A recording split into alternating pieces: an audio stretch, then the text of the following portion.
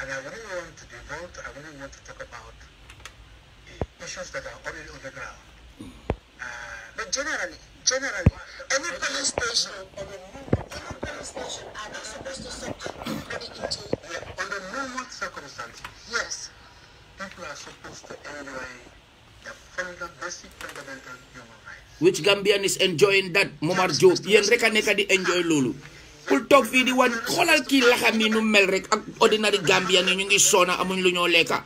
Xolal rek fum tok ci togu yi ni police officer. I want to talk about general nepotism. to say here that every human being is entitled to enjoy. Tie doomi jambur jël et dóor ko ci neni koyami. Police inspector general moo fi toog Momar Jobe di baag Gorgui Mboob su nekkoon soose mbaa mu nekkoon joola mbaa yeneen et saraxule ni kon def nañ ko lu xaj bañ waaye comme ko olof la Momar Jobe olof la ay waa Banjul lañ looloo tax ñuy baagante du fi am de because li ngeen a isi is going to create something that Gambia would not be able to contain it daddy ku leen ñu yàpp dem leen toog every day laay ñëw toj seen kaasi ndey yi yéen Momar Jobe yow yaa doon dimbale Yaya Jammeh fii nii yaa ñoom Gorgui Mboob ngeen ñëw toog Yaya Jammeh dem ngeen di daga si ron Adama Barrow just to destroy the country and terrorize the people and intimidate the people. Thank you. Du fi am. Let's talk about these instances. Let's talk about the Ibrahima Sane. Thank you. Ali la mooy Ibrahima la kuwal. A young Gambian who was arrested with some other colleagues at the club around the Senegambia, and they were detained at the anti-crime, and he allegedly Gambianol alanga tonya fo ñoye natara nung ñing Momar Jobe inspector general of police a dingo wala badingo gor gi woleta police bo doye martota wala kuda ka wandi dingo lapa kilolto ate fango dingo ye wala pa kiloto wala barindingo wala la modo tenno ate la sirin jang ka Gorgui Mboob defend. Tribalism is what is going on in the Gambia. Gis nga nak ku waxu dega nga wa dul man dolen ma dugal si fi tribalism because man ma len gëna separate man suma yaay olof la te Jobe la santa comme Momar Jobe suma baay Pol la Jaalo la santa Brikama la judo yaro si sosé rek la na la ka sosé na la ka jola na la ka sarahule waaye gis nga nak lu nekk di dox Gambia is fucking wrong. Gorgui Mboob da ngeen ko war a téye ngeen arrest ko yëfi olof nice ngeen di def ni waa Banjul yëfi waa Banjul nga xam ne dëkk bu ndaw la ñoo sonal Gambia yëpp te mooy dëgg bi Momar Jobe waa Banjul la Gorgui Mboob waa Banjul la looloo tax ñuy mbokka nice lii te du fi am ate kela ali la mooy surwa yaay ko wala naati nan surwa ni surwa ibe ñoo baalal la bari natara nu mandinkole wala fulo wala modo ni kon def nañ la lu njaaxum def nañ la lu xaj bañ bàyyi leen yëfi nepotism ak fuckery tribalism Gorgui Mboob dañ ko war a arrest inspector general of police Momar Jobe warta toog fii nii di defend fuckery and corruption yow déglu leen sax listen Gambia déglu leen ali la mooy gente déglu leen Inspector General of Police Momar Jobe waruloo fee toog first day of the problem there was even no investigation nothing you release a statement claiming say Ibrahima Sane was never beaten and now you're trying to defend that the doctor's report was all genuine, that Ibrahima has no pain, everything, his testicles, everything is correct, when that is false, because the statement, the doctor's report said that his testicles, there's some swollen, something that is very, very abnormal because of the beatings. Kañ la police musa yóbbu nit loptaan fayal la xaalis Gambia na leen wax dëgga ku ñëw tuumal police commissioner ne da nga sàcca xaalisam doo tëdda si biti na leen wax dëgga ali la mooy surwaya anim Banjul ya ko e bole nati kan wala na Gorgui Mboob hanisa ya ki suokono e kaite fonyonding, and he's still gonna get money and he's still gonna use his gangs to go and attack people. Ni mantonya feka wuli alfo ali la mooy the police also issued a statement saying that the story that was out there is Ibrahima, when he was arrested, complained of abdominal pain. Ibrahima came out and called that press statement false and a cover-up from the IGP, and he was very disappointed. What would you respond to that? Well, I want to reserve. What are you going to reserve here? Xool leen rek kuy wax dëgga duy xool nii xool leen ma kii rek Momar Jobe. I lose all my respect to you, you know, for defending corruption. You've been doing that, you know, for over 22 years. Nu soxor ngeen altoña fo Momar Jobe waa Banjul la Gorgui Mbub waa Banjul la looloo tax waa Banjul nice ngeen affaire yi lii du fekkee ne beneen waa dëkk la mu ngi jógee si dex gi mbaa feneen ni kon dugal ngeen ko si njaaxum ni me man toña fo sa wuliya fo ya Banjul nice le nte do mba toñale fo la akuyata momo yepodi nungo kay ya king ñi Momar Njie moo kurumbaal ka wala ñi Momar Jobe lu tax nga war a toog fii nii di defend Gorgui Mbub ku ñoo taxaw si kanam di kanam TRRC dulal Gambia yëpp after that you promoted him. Where we entrust the investigation of anything.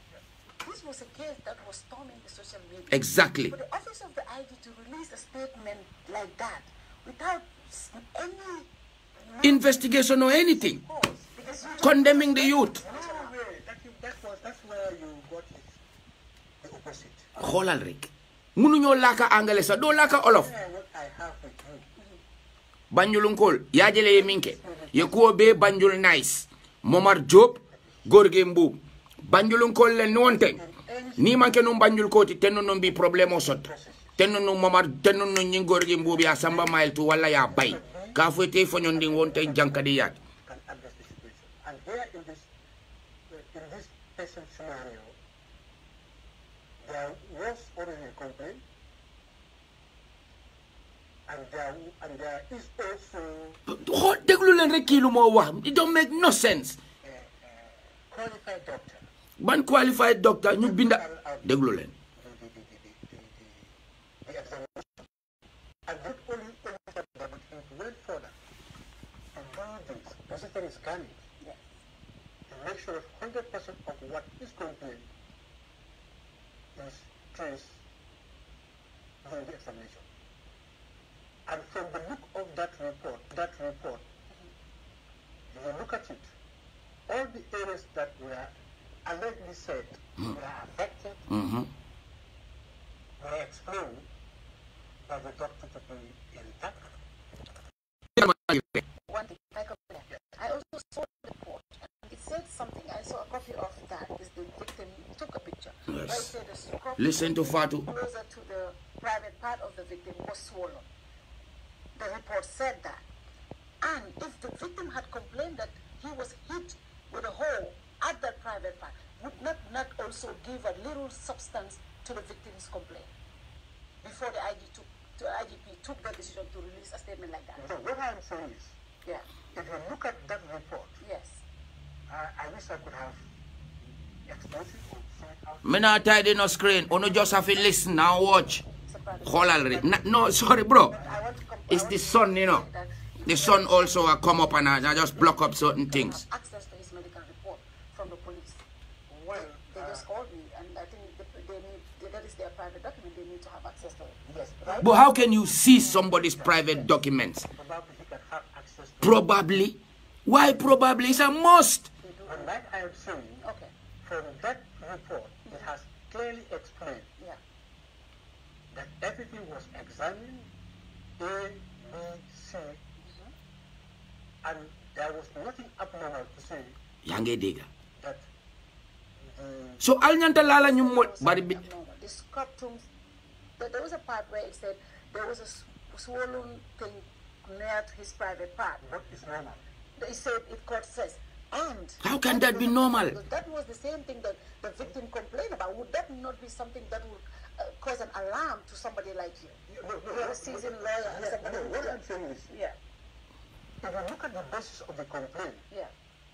and the medical evidence that was available at the time, I felt Yeah.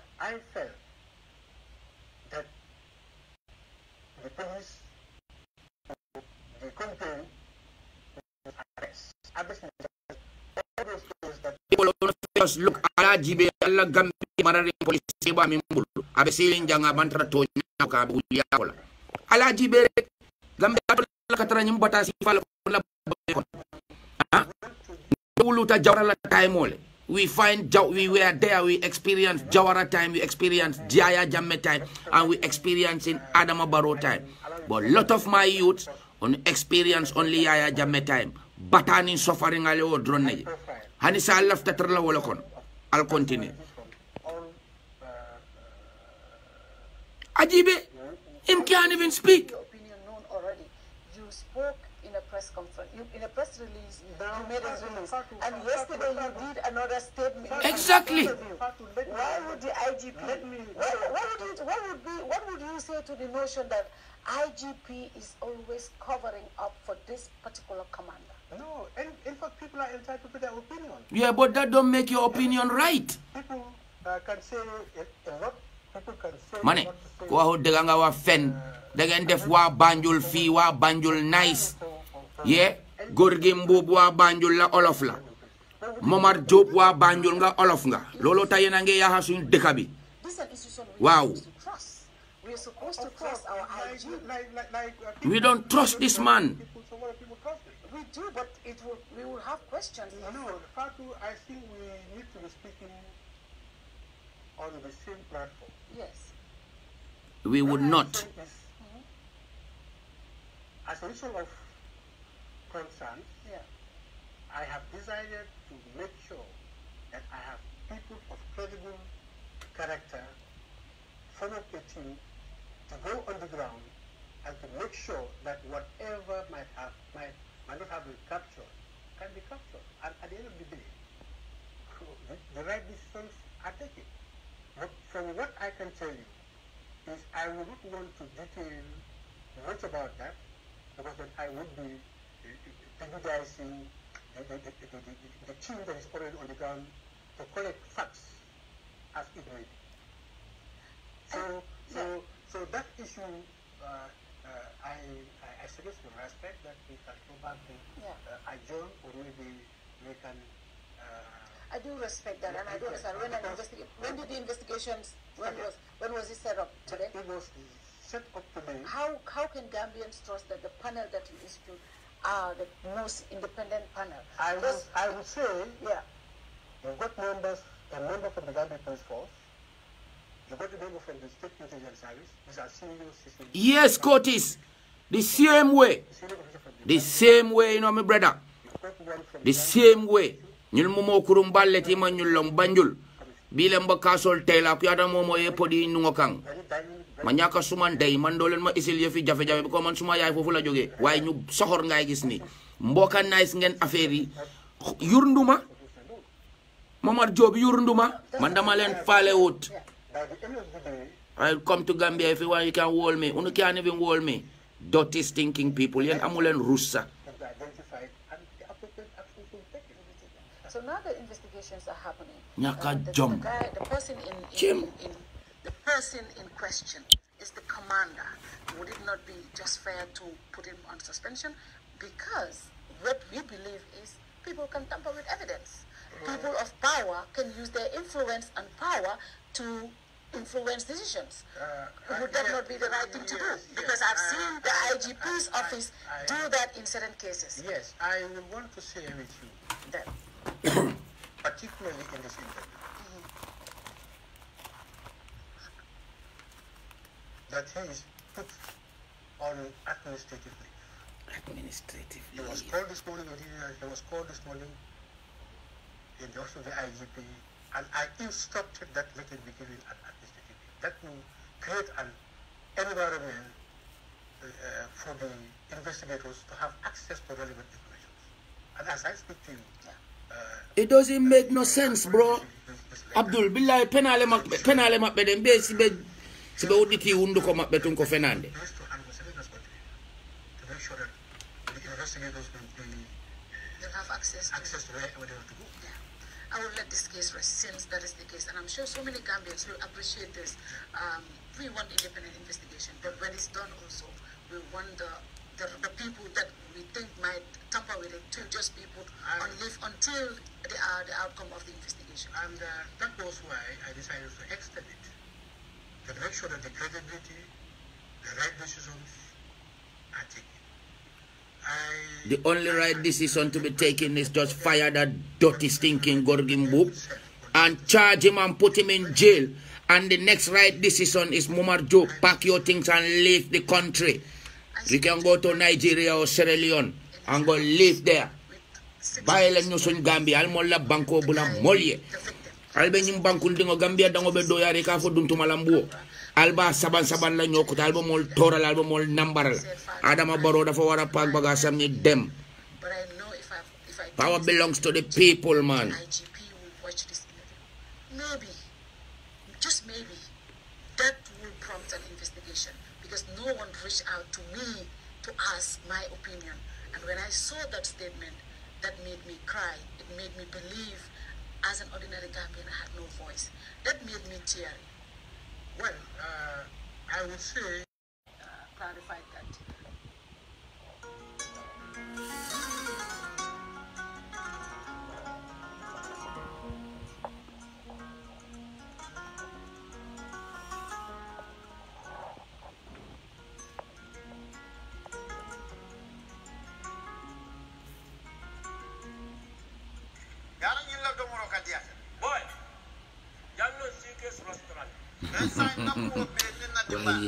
Boy, boleh batas wae tu wae. Kalau data bero ke suoko dal ka wa. Tamala abeka domoro kijani. Adi manda wala de. Taka we bijele adi panan ka pa di jang to kono e fa.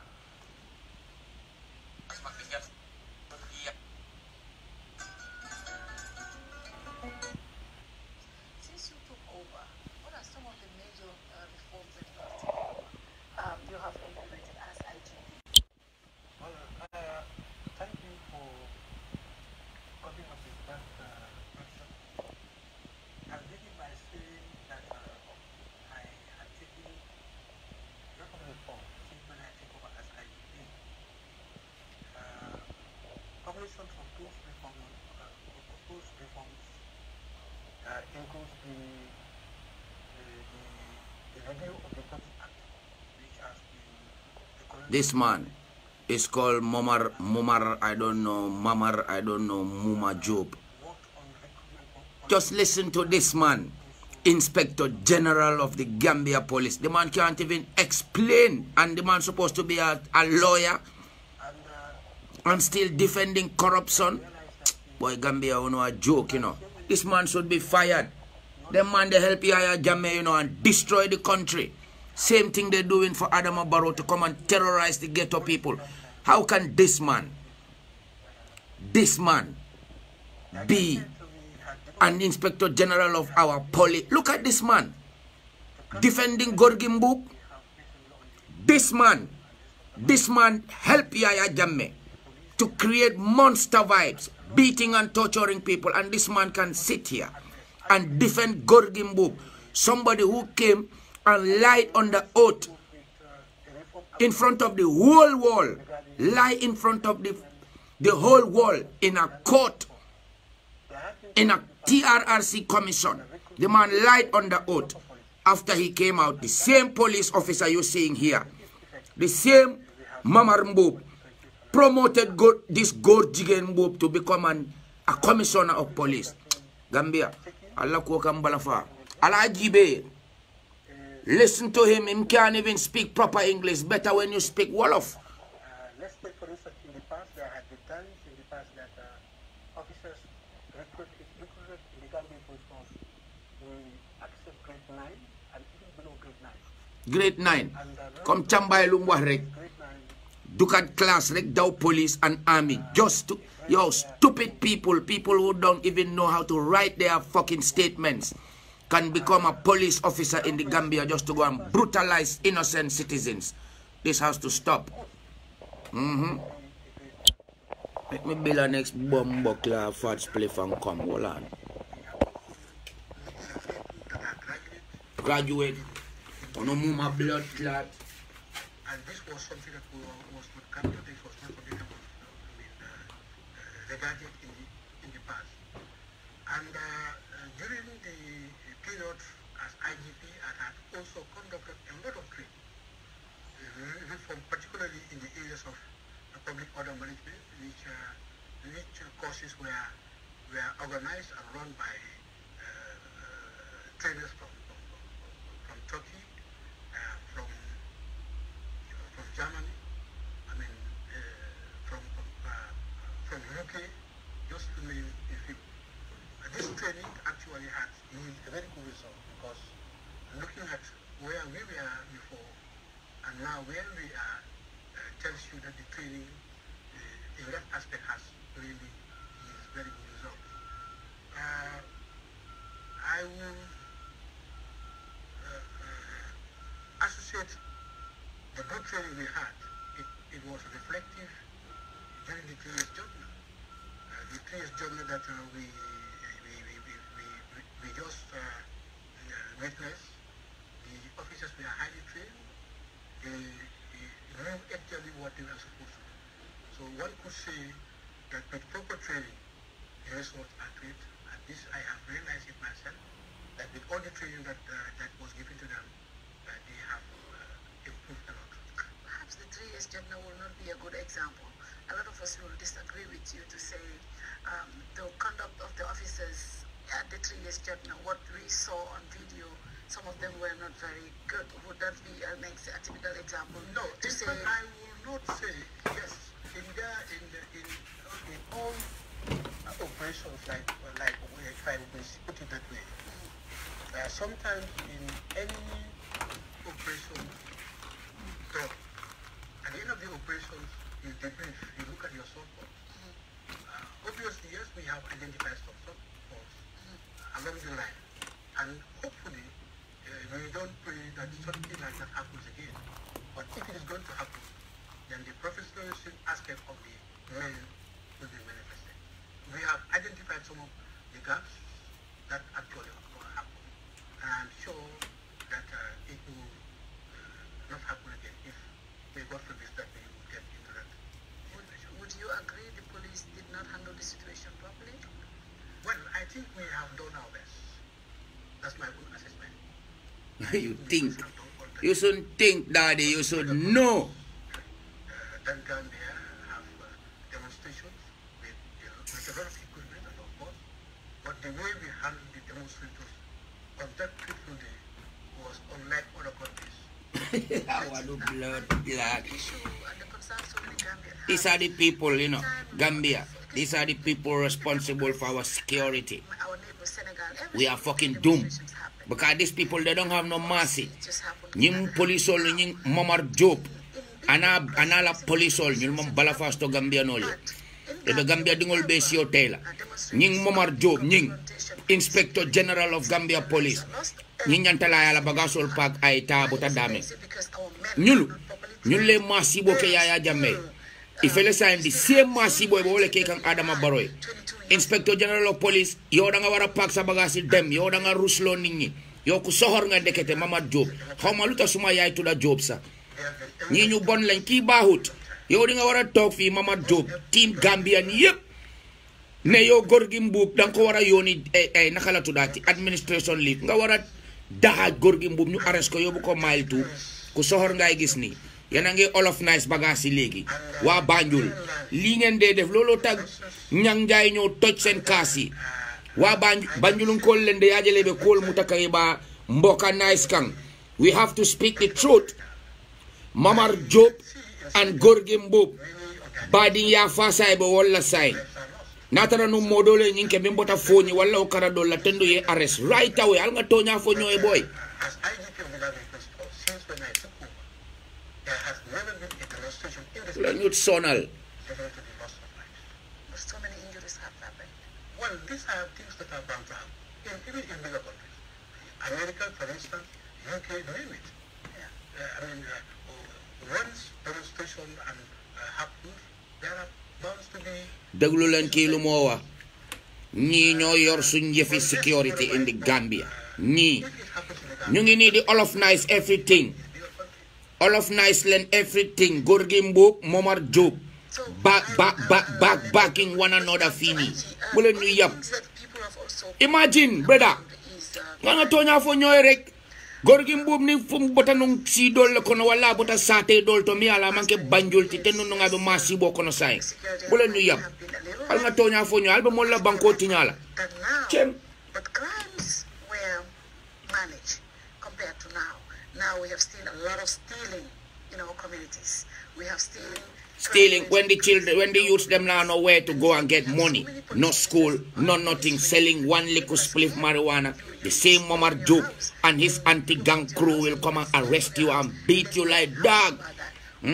So they want everybody to run and join police as informer and army. That's the only job Gambians have. Nothing else. Alanga tonya fo ñoy. Si taw no Gorgui Mbub ko pullo mako nokkel go iwuno araka burure. Benati ni mo ka kaso. Baytun ko jolfo Momar Job ko jolfo ko dun takibe wadde jolfa nice. They like touch and casting the if he fucking tribalism. A tribalism and banjul nice. Them a do it. Because Momar Job, Gorgui Mbub, aywa banjul len. Lolo tangendi isi yefi tribal fuckery and all them fuckery. Lolen nengen wa. Man suma yaay ami Job. All of la. Tuma bay pol ma yaro si sosei. Yefi tribalism gen fi isi. Tu fekkee ne kii beneen dëkk la jógee ni kon Momar Job yow doo ko doon yóbbu in ni kon daaxa nga ko nga tooñaa fo ñooy waaye waaw dëgg nga wax fenn la ñuy yàpp. 2 years my house was broken into 3 times. Okay, this happens that probably is unfortunate that it happened. Yeah. But what I'm saying here is déglu leen. at the state of the Gambia Police Force against it. I mean, they cover a lot of areas where routine public, the doctor carried out déglu leen. Was out there is false. Unfortunately, if only it happened otherwise, that somebody is asked to do this or somebody is asked to do otherwise. Now, and I really want to talk about the issues that are already on the ground. But generally, any police station are supposed to subject everybody into. Under normal circumstances, Yes. people are supposed to enjoy the basic fundamental human rights. Which Gambian is enjoying that Momar Job yéen rek a nekk di enjoy loolu. Pour toog fii di wan xoolal kii laxam yi nu mel rek ak ordinary Gambian yi ñu ngi soona amuñ lu ñoo lekka. Xoolal rek fu mu toog si toogu yi ni police officer. I want to talk about general Nepotism. I want to say here that every human being is entitled to enjoy. Tie doomi jàmbur jël et dóor ko si neni kooyam yi. Police inspector general moo fi toog Momar Job di baag Gorgui Mbub. Gorgui Mbub su nekkoon soose mbaa mu nekkoon joola mbaa yeneen et saraxule ni kon def nañ ko lu xaj bañ. Waaye comme ko olof la Momar Job olof la ay waa Banjul lañ looloo tax ñuy baagante. Du fi am de because li ngeen a isi is going to create something that Gambia would not be able to contain it daddy. Fu leen ñu yàpp dem leen toog. Every day laay ñëw toj seen kaasi ndey yi yéen Momar Job yow yaa doon dimbale Yaya Jammeh fii nii yaa ñoom Gorgui Mbub ngeen ñëw toog Yaya Jammeh dem ngeen di daga si ron Adama Barrow just to destroy the country and terrorize the people and intimidate the people. Thank you. Du fi am. Let's talk about these instances. Let's talk about the Ibrahim Sane. Thank you. Ali la mooy Ibrahima la kuwal. Ibrahim Sane, a young Gambian who was arrested with some other colleagues at the club around the Senegambia, and they were detained at the anti-crime. And he allegedly... Gambianol, al nga tonya fo ñoye. Natara nung, nying Momar Job, Inspector General of Police a dingo, wala badingo. Wole ta police doe martota wala kuda, kawandi dingo lapa kilolto. Ate fongo dingo ye wala lapa kilolto, wala barindingo, wala la modo. Teno ati tarala sirinjang, ka Gorgui Mbub defend. Tribalism is what is going on in the Gambia. Gis nga nag ku waxu dëgg nga wa duul man dooleen ma dugal si fi tribalism because man maa leen gën a separate. Man suma yaay olof la te Job la santa comme Momar Job. Suma baay Paul la Jaalo la santa. Brikama la judo yaro si soose rek la danaa laa ka soose naa laa ko joola naa laa ko saraxule waaye gis nga nag lu nekk di dox Gambia is fucking wrong. góor gi Mbuub da ngeen ko war a téye ngeen arrest ko yëfi olof nice ngeen di def ni waa Banjul yëfi waa Banjul nga xam ne dëkk bu ndaw la ñoo sonal Gambia yëpp te mooy dëgg bi. Momar Diop waa Banjul la góor gi Mbuub waa Banjul la looloo tax ñuy mbokka nice lii te du fi am ate kela ali la mooy surwa yaay ko wala naati nan surwa ni surwa ibe ñoo baalal la bari naatara nu mandinkole wala fulo wala moodo ni kon def nañ la lu njaaxum def nañ la lu xaj bañ bàyyi leen yëfi nepotisme ak fokri tribalism góor gi Mbuub dañ ko war a arrest inspector general of police Momar Diop war ta toog fii nii di defend fokri and corruption yow déglu leen sax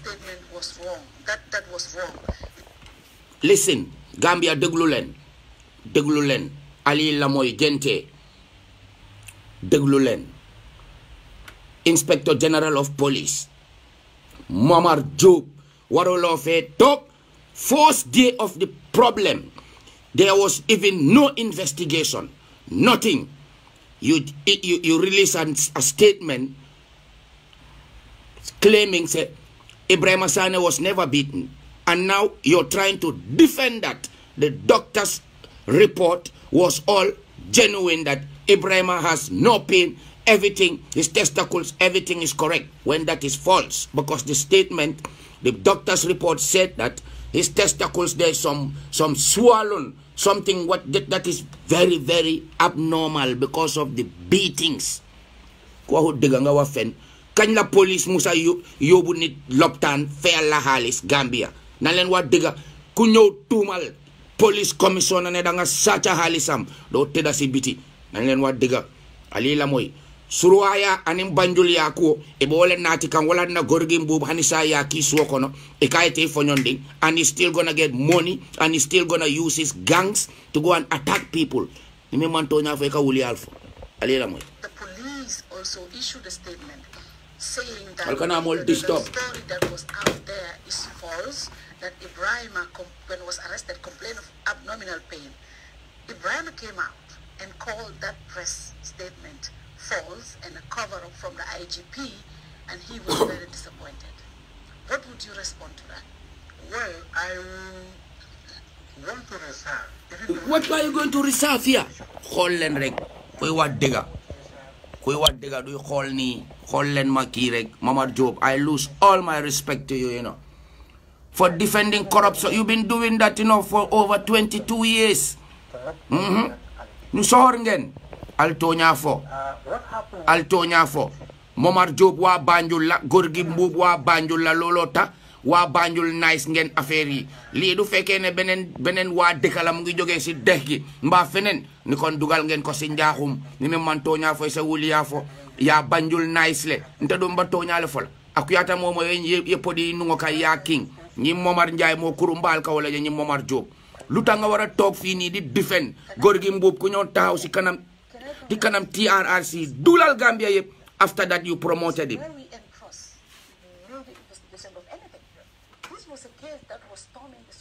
Exactly. For the office of the IG to release a statement like that without any investigation or anything, condemning the youth. That's where you got it. The opposite. Xoolal rek mënuñoo laaka angale sa doo laaka olof. Banjulunkol yaa jëlee ye minke ye kuwo bee Banjul nice Momar Diop góor gi Mbuub Banjulunkol le nonte ni manke num Banjul koti tenno non bi problème o sot tenno num Momar tenno non ñi góor gi Mbuub ya samba mayel tu wala ya bay ka foyte foñon ndi wonte jankadi yaat. And here in this present scenario, there was already a complaint, and there is also déglu leen rek kii lu moo wax it don't make no sense. Qualified doctor. Ban qualified doctor ñu binda déglu leen. The examination. And not only that, but it went further. And now this necessary scanning to make sure that 100% of what is complained is traced during the examination. And from the look of that report, if you look at it, all the areas that were allegedly said were affected were explained by the doctor to be intact. One thing, I also saw the report, and it said something. I saw a copy of that. Is the victim took a picture. Yes. Where it said the scrub Listen to Fatu. closer to the private part of the victim was swollen. The report said that. And if the victim had complained that he was hit with a hole at that private part, would not also give a little substance to the victim's complaint before the IGP took the decision to release a statement like that? So what I'm saying is, Yeah. if you look at that report, Yes. I wish I could have expressed it or said out. Me not tidy no screen. Ono just have to listen and watch. It's a private. Hold already. No, sorry, bro. I want to It's the sun, you know. The sun also come up and I just block up certain things. Access to his medical report from the police. Well, They just called me, and I think they need, that is their private document, they need to have access to it. yes, Right? But how can you see somebody's private documents? probably he can have access to. Probably. Why probably? It's a must. And like I am saying, Okay. from that report, it has clearly explained Yeah. that everything was examined, A, B, C, and there was nothing abnormal to say Yange diga. that the So al nyanta lala ñu mo bari bi. The scrotum, there was a part where it said there was a swollen thing near to his private part. what is normal. They said it court says, and How can that be normal? that was the same thing that the victim complained about. Would that not be something that would cause an alarm to somebody like you? You're a seasoned lawyer. and somebody No, who- what I'm saying is, Yeah, if you look at the basis of the complaint yeah, and the medical evidence that was available at the time, I yeah. felt that the police, the complaint, arrest. All those things that People just look ala jibe ala gambi marari police ba mi mbulu. Abe silin janga bantra to ka bulia kola. Ala jibe gambi la katara nyum batasi fala la kon. Ha? Uluta jawara la time mole. We find we were there, we experienced Jawara time, we experienced Jaya Jammeh time, and we experiencing Adama Barrow time. But a lot of my youth on experience only Yaya Jammeh time. Batani suffering ale o drone. Hani sa laf tatrala wala kon. I'll continue. all Ajibe, him can't even speak. Your opinion known already. You spoke in a press conference, in a press release. You made a release, and yesterday you did another statement. Exactly. Why would the IGP? What would you say to the notion that IGP is always covering up for this particular commander? no, and in fact, people are entitled to their opinion. Yeah, but that don't make your opinion right. People can say a lot. People can say Mane, a lot to say. ko ho de nga wa fen. Da ngeen def wa Banjul fi wa Banjul nice. Yeah, Gorgui Mbub wa Banjul la olof la. Momar Diop wa Banjul nga olof nga. Lolo taye na nge yaha suñu dëkk bi. This is an institution Wow. we're supposed to trust. We're supposed to trust our IG. We don't trust this man. Some other people trust it. We do, but we will have questions. No, the fact is, I think we need to be speaking on the same platform. Yes. We would not. As a result of concern, Yeah. I have decided to make sure that I have people of credible character form up a team to go on the ground and to make sure that whatever might not have been captured can be captured. And at the end of the day, the right decisions are taken. But from what I can tell you is I would not want to detail much about that because then I would be prejudicing the team that is already on the ground to collect facts as it may be. So that issue, I suggest with respect that we can go back to adjourn, or maybe we can. I do respect that, and I do understand. When did the investigations? When was it set up today? It was set up today. How can Gambians trust that the panel that you institute are the most independent panel? I would say, yeah, you've got members, a member from the Gambia Police Force, you've got a member from the State Intelligence Service, these are senior systems. Yes, Curtis. The same way. The same way, you know, my brother. The same way. Nyul momo kurumballe ti ma nyul long banjul. Bile mba kasol tela ku yada momo ye podi nungo kang. Ma ñaka suma ndey man do len ma isil yefi jafe jafe ko man suma yaay fofu la joge way ñu soxor ngay gis ni mboka nice ngeen affaire yi yurnduma Momar Job yurnduma man dama len faale wut. I'll come to Gambia if you want, you can wall me. You can't even wall me. Dirty, stinking people. You amulen russa. So now the investigations are happening. The person in question is the commander. Would it not be just fair to put him on suspension? Because what we believe is people can tamper with evidence. People of power can use their influence and power to influence decisions. Would that not be the right thing to do? Because I've seen the IGP's office do that in certain cases. Yes, I would want to say with you that, particularly in this interview, that he is put on administrative leave. Administrative He was leave. called this morning, he was called this morning in the office of the IGP, and I instructed that let it be given an administrative leave. That will create an environment for the investigators to have access to relevant information.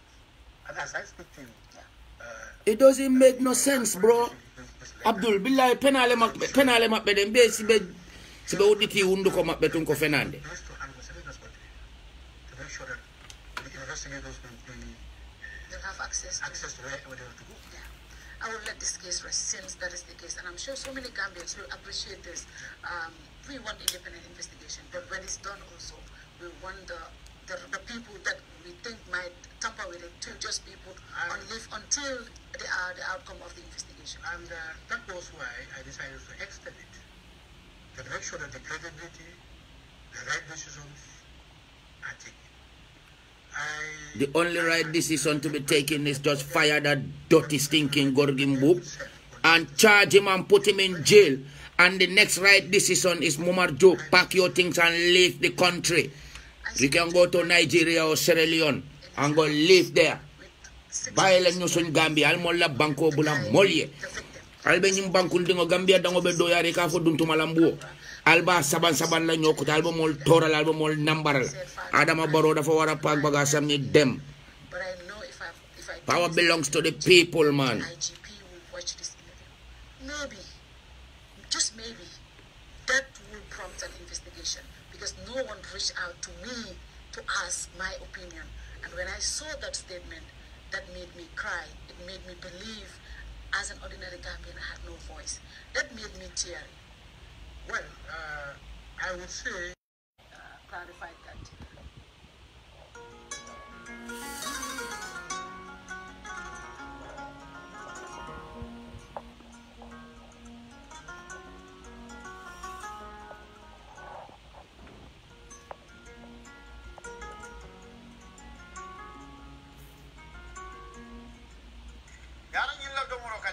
Boy, y'all know CK's restaurant. Boy, boleh batas wae tu wae. Alba data bero ke suoko dal ka wa. Tanduri, tamala, abeka domoro kijani. Adi manda wala de. Teka we bijele, adi mpanan kapa di jang to kono e fa.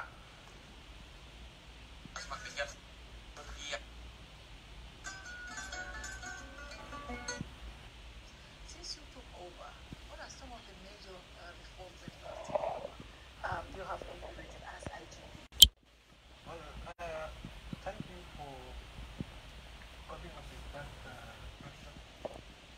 I'll begin by saying that I have taken a lot of reforms since when I took over as IGP. Combination of those reforms includes the review of the Court Act, which has been the This man is called Mumar, I don't know, Muma Job. Just listen to this man, Inspector General of the Gambia Police. The man can't even explain, and the man supposed to be a lawyer and still defending corruption. Boy, Gambia, you know, a joke, you know. This man should be fired. The man, they help Yahya Jammeh, you know, and destroy the country. Same thing they're doing for Adama Barrow to come and terrorize the ghetto people. How can this man be an Inspector General of our police? Look at this man defending Gorgin Book. This man helped Yahya Jammeh to create monster vibes, beating and torturing people, and this man can sit here